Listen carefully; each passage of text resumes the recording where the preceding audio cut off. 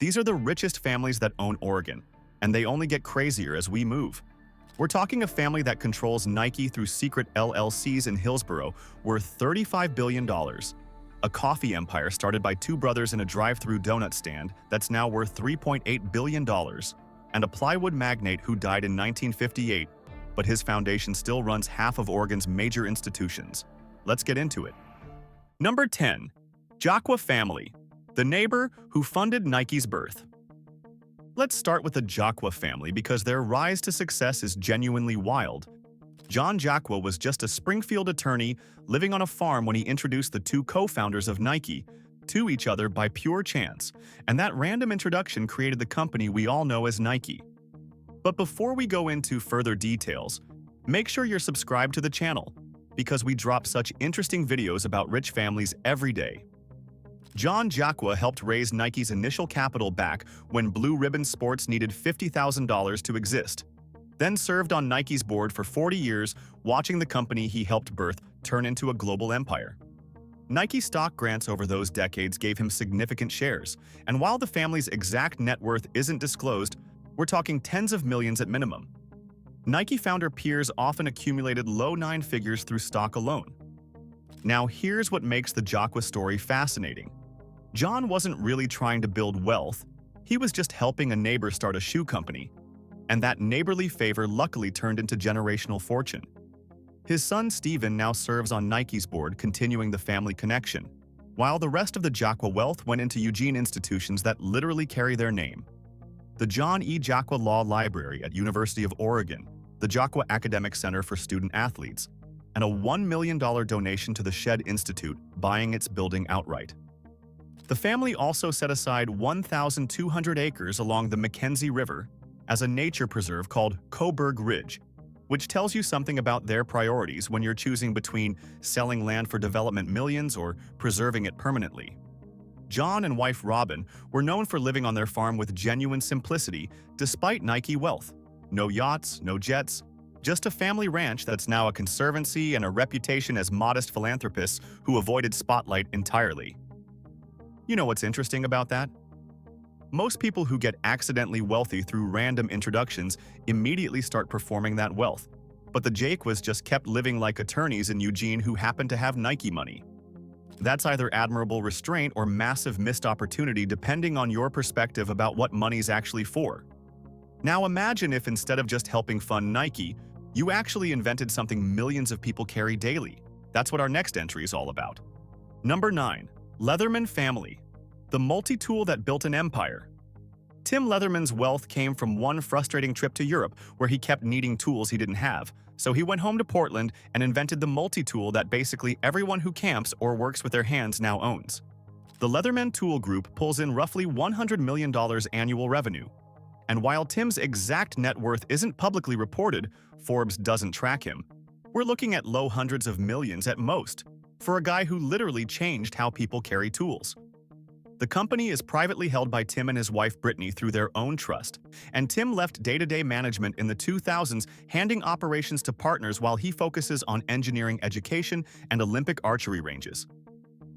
Tim graduated from Oregon State as an engineer, conceptualized the multi-tool during that Europe trip, then patented and launched it from Portland in 1983, when the outdoor gear boom was just starting. The Leatherman tool became a fixture in camping stores and military supply chains because it genuinely solved a problem, needing 12 different tools but only having pocket space for one. And that practical innovation created steady wealth rather than explosive billions. But what's genuinely interesting about the Leatherman story is that there's zero evidence of lavish lifestyle. Tim Leatherman is just a guy who built the U.S. Olympic archery team's field archery range in Lebanon, Oregon, because he felt like it. He was profiled on 60 Minutes in 2016 as this millionaire engineer on a mission, who still cares more about product design than performing wealth. And in Oregon, he's respected as a local inventor who stayed local, rather than selling to some conglomerate and moving to California. Think about what that represents. You invent something genuinely useful that millions of people buy for decades, you make hundreds of millions, and you just keep living in Portland supporting scouting programs and engineering education like wealth is a tool for building things rather than a performance for strangers. But modest multi-tool millions are nothing compared to what happens when you dominate packaging. Number 8. Silver family, the packaging billionaires you've never heard of. Phil and Barbara Silver are multi-hundred millionaires from packaging manufacturing, which sounds boring until you realize packaging is one of those invisible industries where fortunes get made, because literally every product needs containers. Phil Silver co-founded Silgan Holdings, a major canned food container maker that became Fortune 500, served as co-CEO until 2008, then founded Pacific Contours, making cosmetic packaging caps and lids. Barbara was an executive at PaxVax in biotech. They sold most business interests and settled in Portland in 2008 as semi-retirees. And while neither appears in Forbes and exact net worth isn't public, you don't co-run a Fortune 500 packaging giant without accumulating serious wealth. What makes the Silvers genuinely interesting isn't the packaging money. It's what they did with it after moving to Oregon. They became among OHSU's most generous donors, helping fund the Center for Women's Health, School of Public Health, and Knight Cancer Institute through the OHSU Foundation. They joined the OHSU Foundation Board and through their Silver Family Foundation support education and youth charities across Oregon, basically redirecting East Coast packaging wealth into Oregon medical research. Here's the dynamic that's fascinating. Most people who make hundreds of millions on the East Coast stay there enjoying that ecosystem. But the Silvers moved to Portland specifically to semi-retire and focus on philanthropy rather than chasing their next business exit.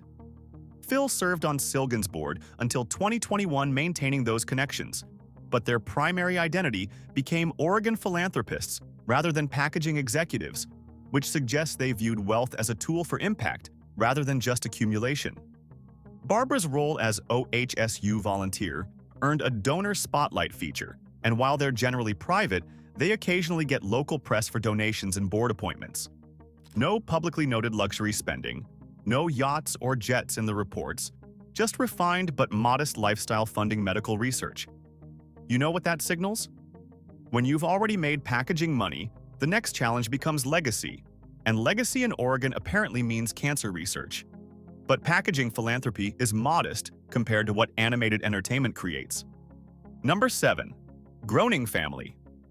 The Simpsons money that started in Portland. Matt Groening is estimated at $600 million from creating The Simpsons, Futurama, and Disenchantment. And while he's lived in Los Angeles since 1977, the Groening fortune has deep Oregon roots that show up constantly in his work. Born in Portland in 1954 as son of a filmmaker, Groening moved to LA after early career in underground comics with Life in Hell. Then in 1989 launched The Simpsons, which became TV's longest-running scripted series and turned him into a media mogul through studio deals, syndication, and merchandising. He owns Gracie Films LLC producing Simpsons content, and his income flows from licensing deals that will probably outlive him, given how deeply The Simpsons embedded itself in global culture. Here's what's genuinely fun about Groening's Oregon connection. He constantly references Portland in Simpsons episodes, with character names like Quimby and Lovejoy pulled directly from Portland street names, and he frequently mentions his childhood there in interviews discussing the show's origins. The family owns Matt's childhood home in Portland, and while no large Oregon property is public knowledge, Groening has donated modestly to Portland cultural causes and arts programs. Matt is married to Deborah Kaplan Groening with 2 daughters, and succession of family wealth is largely inheritance from his earnings, rather than any traditional family business structure. He occasionally visits Portland for events like the 2024 UO appearance, and locals treat him like returning royalty, even though his actual life happens in LA, where animation production requires presence. What's interesting about Groening's wealth compared to others on this list, it's pure intellectual property value rather than manufacturing or retail, meaning his fortune is literally just people paying to watch cartoons he created decades ago. Reports mention he owns art and presumably has homes and investments, but he lives relatively normal life for someone worth $600 million, which either means he's incredibly grounded or just doesn't care about performing wealth when his legacy is already cemented in TV history.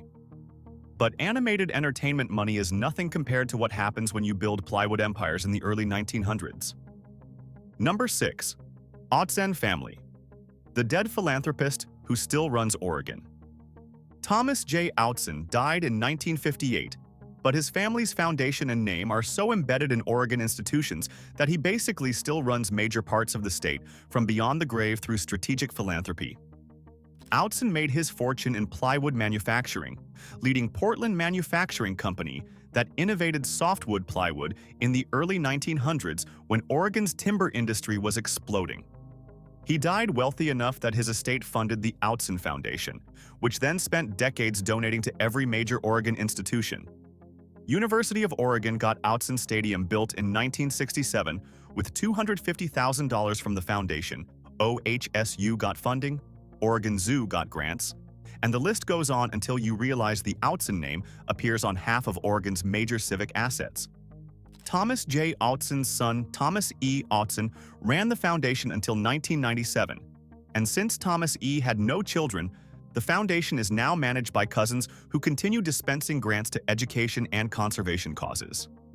The family's 1927 Northeast Portland home is a historic landmark that occasionally gets featured in Portland architecture tours. And Outson Stadium in Eugene is so iconic that most people don't even realize it's named after a plywood manufacturer who died before their grandparents were born. Here's what's genuinely remarkable about the Outson legacy. Exact net worth was never documented, just vague references to Thomas dying a wealthy man. But the foundation's endowment has persisted for nearly 70 years, funding Oregon institutions continuously.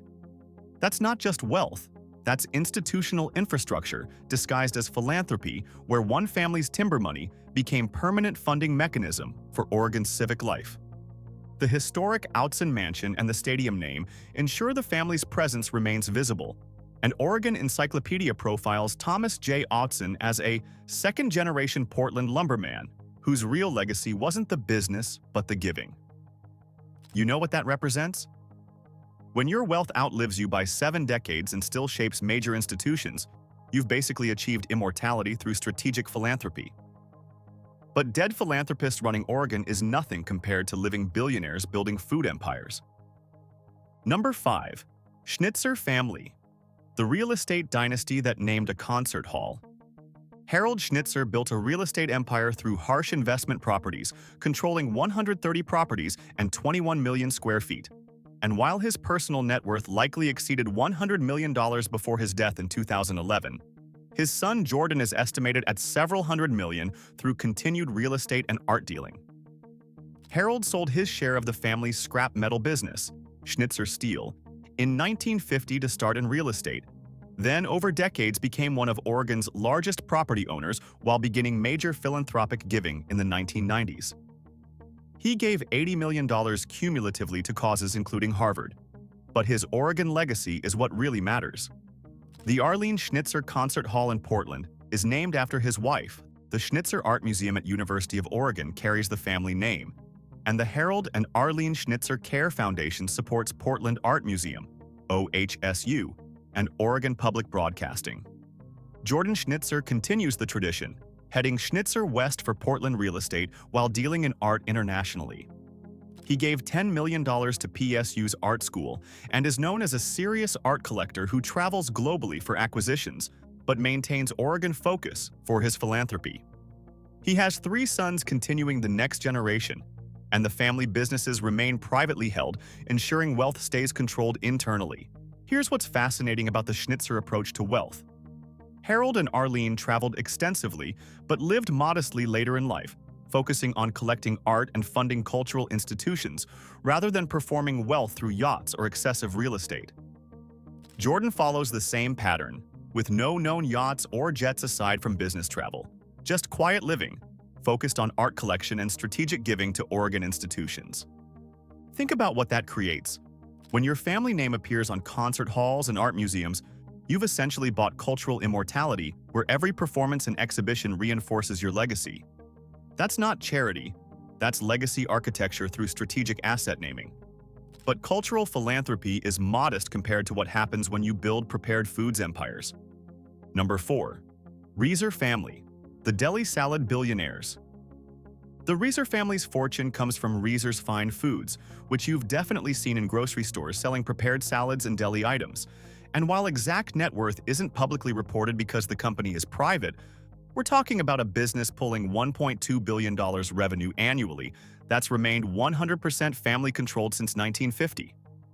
Al Reeser co-founded the company in 1950 after World War II, starting as a small delicatessen that steadily grew by pioneering refrigerated prepared foods when supermarket deli sections were just becoming standard. By 2010, when Al died, he'd built it into an $800 million company, and son Mark Reeser now runs it as president and CEO, while the 5 Reeser children presumably share ownership alongside their mother Pat, who chairs Oregon State University campaigns.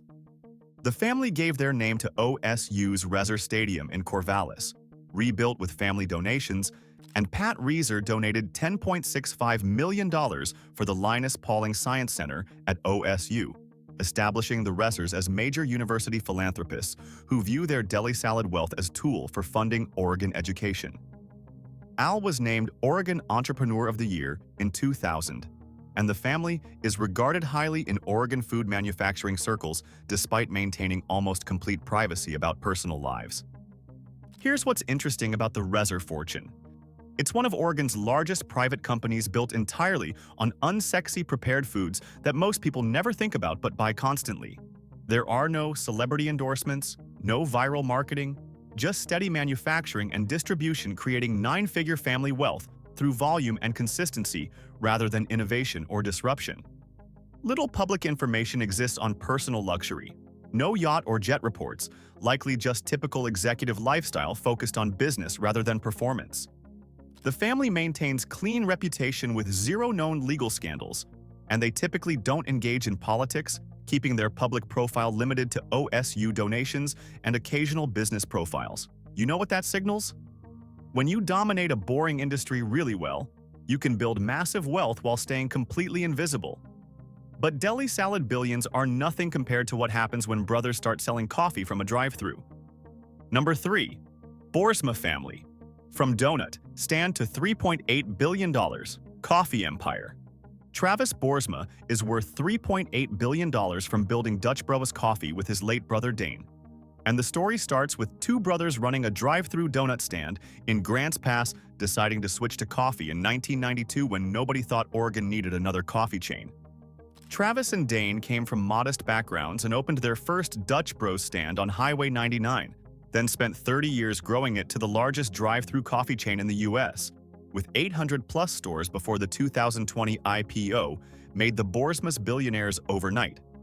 Dane died from ALS in 2009, so Travis now holds the family stake as executive chair while the company trades publicly on NASDAQ as Dutch, with Travis owning about 9.4% directly. Here's where the Boersma story gets genuinely interesting.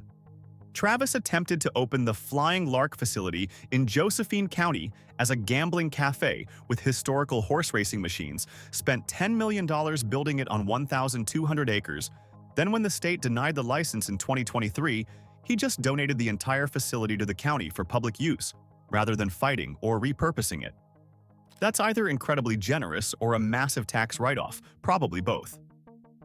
Dutch Bros runs Drink One for Dane, annually donating $1 per drink to ALS research in memory of Travis's brother.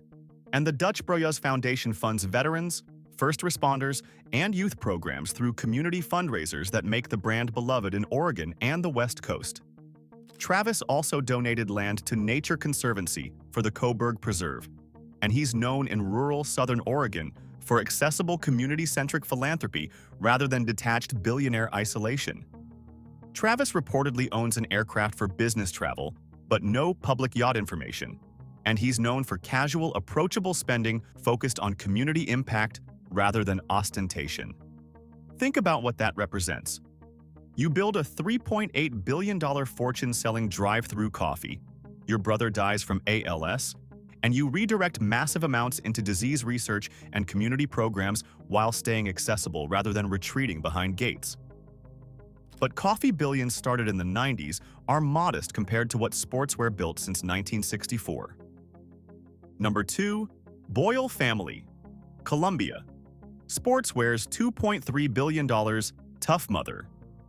Tim Boyle is worth $2.3 billion as president/CEO of Columbia Sportswear, controlling about 43.6% of the company through trusts and options. And the Boyle family story involves his mother Gertrude, Gert Boyle, becoming an Oregon celebrity through One Tough Mother TV ads while building a global outdoor apparel empire. Columbia started as a small Portland hat company in 1938 called Corbett Boys Hat Company.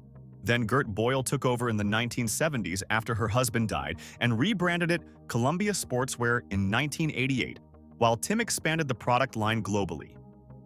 Gert served as CEO until 2001 and chair until 2004, famously remaining active in store promotions into her 90s and becoming an Oregon icon through her tough-talking advertising persona that made Columbia feel authentically Pacific Northwest. Tim now runs the publicly traded company from Columbia's global headquarters in Portland, where tens of thousands are employed regionally, and he maintains the modest lifestyle his mother exemplified. No known yachts or jets, no flashy wealth performance, just focus on business growth and private charitable giving to local hospitals and schools. Tim and wife Mary manage a private charitable trust for youth and cancer research causes, though at much smaller scale than Knight family giving. Here's what's fascinating about the Boyle approach. They built a $2.3 billion fortune in the shadow of Nike, which dominates Oregon's sportswear media attention, by focusing on outdoor apparel rather than athletic shoes and maintaining family control rather than going fully public early. Columbia has had occasional product issues but zero major scandals, and the family's reputation remains clean through decades of consistent business execution.